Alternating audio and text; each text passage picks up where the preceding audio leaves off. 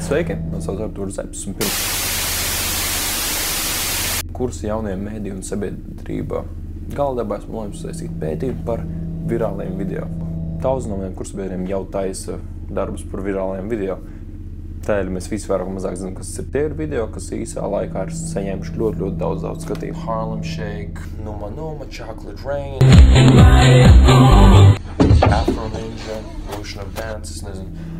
Ļoti daudz cilvēku nezinu tādu kā virālo video tumšo pusi, paranormālos virālos video.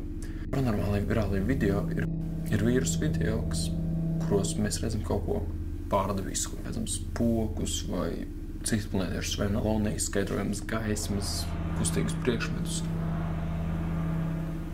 Un tos arī mēģināšu pētīt. Par populārāko un vecāko var uzskatīt 1962. gadā uzņemto Roberta Patersona īso klipu, kurā mēs redzam tā saucamo sniega cilvēku. Protams, priekš savu laiku bija pirmais tāda veida video, un tas bija sasniedzis diezgan lielu ažiotāžu. Tā ir laiks Rogeram Patersonam par pirmo paranormālo virālo video. Šādi virāli video ir milzīgi populāri, galvenokārt, jo viņi ir aizraujoši. Jo cilvēkiem vienmēr patīk ticēt, ka ir pastāv kaut kas pārdabisks. Un šādi video to tiešām rāda. Atšķirībā no šausmu filmām, virālajos video vēl aizvien pastāv ticamības moments. Cilvēks, lai gan vesela šausma ir daudz baismīgāka, virālais video ir ticamāks. Jo skatītājs līdz galam nekad nezina, tas, ko viņš redz, ir patiesība, vai arī autora meli.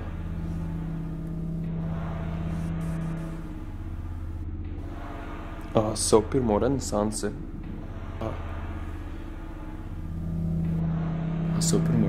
šāda veida klipi ir piedzīvojuši ar 1999. gada filmu The Blair Witch Project, jeb Blairas rēganas projekts. Pati filma bija viens no pirmiem patiesi populārajiem found footage žanra šausmenēm. Tās ir šausmu filmas, kuras ir filmēts it kā rūkas kameru.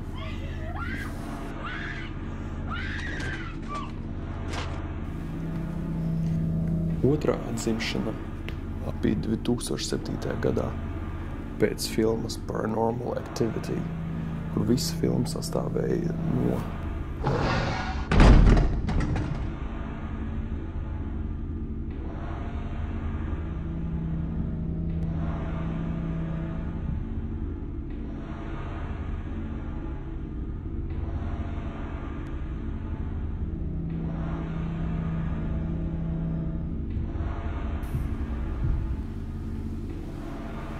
YouTube'ā ir atrodams ļoti liels daudzums šādu veidu video, kamēr vieni izstās ļoti profesionāli un ticami, citi izstās pietiekami lēti un varbūt pat smieklīgi.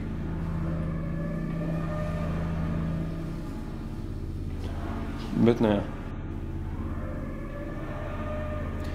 Protams, mūsdienās šo video paliek aizvien laikam mazāk, jo jaunākās tehnoloģijas apgrūtina. Tāpēc sāksim ar to, ka liela daļa veco paranormālo video ir ļoti graudaini un neasi, kas ar mūsdienu tehniku ir aizvien neticamāk. Jo lielākā daļa jaunieši pat ar savu vietālruni var nofilmēt ļoti asu un ļoti ticamu video. Tātad tas, kas nostrādāja 90. gadā, mūsdienās versijas nestrādā.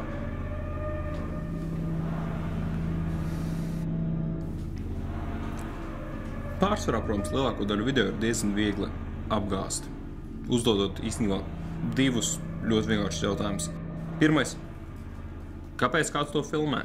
Lielākā daļa šāda veida video ir tiešām random nevietām nofilmēti. Kādēļ, lai kāds ietu pagrabā ar kameru tāpat vien?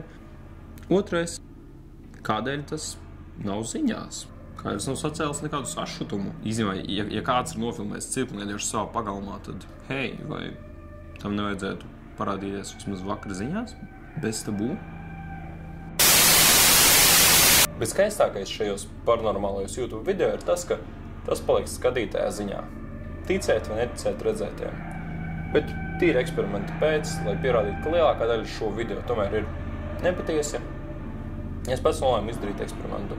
Šobrīd esmu dzīvoklī un īsumā tieši tā pašā vietā, kur meitene vairāk nekā gadu nosēdēja bez interneta. Tuvāk iedzīvotās stāsta, ka naktīs vēl aizvien var dzirdēt, kā viņa saka like, retweet. Bet, cik ilgi es šeit uzturos, es aizvien neko tādu neesmu manījis. Paldies, ar jums kopā bija Artūrs Zepes, 1. kurs, jaunība mēdīju sabiedrība. Bog Dievs!